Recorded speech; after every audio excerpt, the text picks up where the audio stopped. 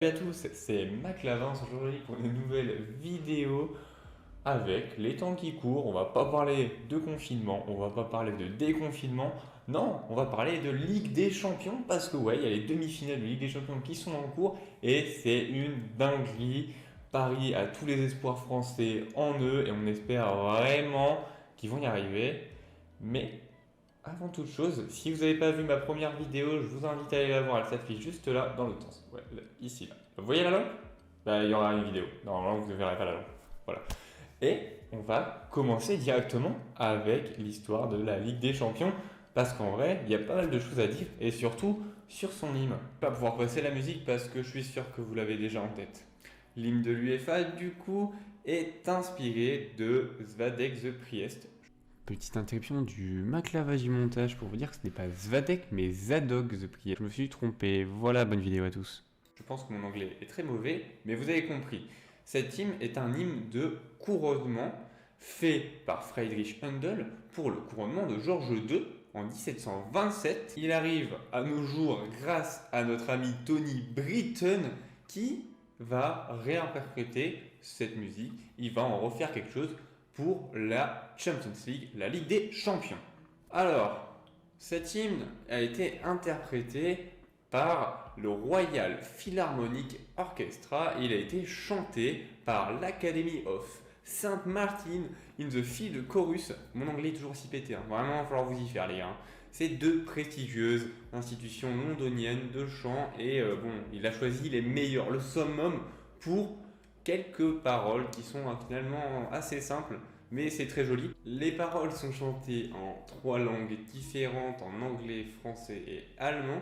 Et anecdote assez amusante sur cet hymne, il n'a jamais été commercialisé par l'UEFA. Et oui, l'UEFA voulant garder une bonne image, éviter tout ce qui est détournement et tout, a décidé de ne jamais commercialiser officiellement cet hymne.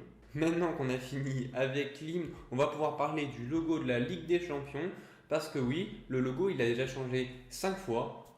Alors, des changements assez légers. Effectivement, il y a juste le rajout du logo UEFA sur le logo de base dès 1993, donc dès la fin de la première édition.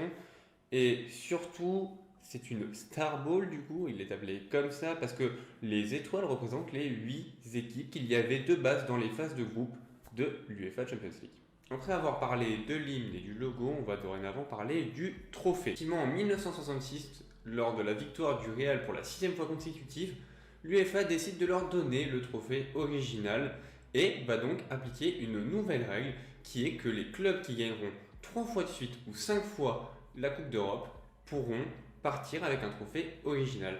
Et du coup, 5 clubs possèdent actuellement un trophée original. Ces 5 clubs sont le Real de Madrid, l'Ajax, le Bayern de Munich, l'AC Milan et le Liverpool FC. Maintenant que je vous ai expliqué approximativement ce que c'est la Champions League, les petites anecdotes autour de sa création, de son logo, de son trophée, on va partir sur quelques petites anecdotes en rafale. Paolo Maldini et Francisco Gento sont les deux seuls joueurs à avoir 8 finales de Ligue des Champions dans leur palmarès. Paolo Maldini a lui remporté 5 victoires sur les 8. Paolo Maldini a aussi le record du but le plus rapide en finale de Ligue des Champions, 52 secondes, c'était contre le Liverpool FC. La première finale de la Ligue des Champions a eu lieu en 1956 et opposa le Stade de Reims au Real de Madrid.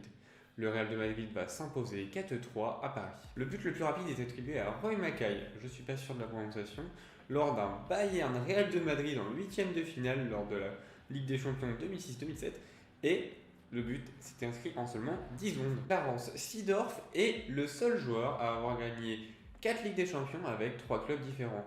Une avec l'Ajax Amsterdam, son club formateur, 2 avec l'AC Milan et une avec le Real de Madrid. Les Sanchi, les Maldini, les Busquets sont les 3 seules familles dont le père et le fils ont remporté la Ligue des Champions. La vidéo est déjà terminée, c'est un nouveau concept en fait de vidéo là que j'essaie de faire, j'essaie de voir ce qui vous plaît plus, est-ce que c'est les longues anecdotes ou les anecdotes très très courtes mais beaucoup.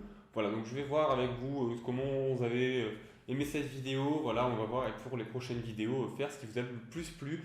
N'hésitez surtout pas à mettre un petit commentaire pour savoir du coup ce qui vous a le plus plu, un pouce bleu bien évidemment.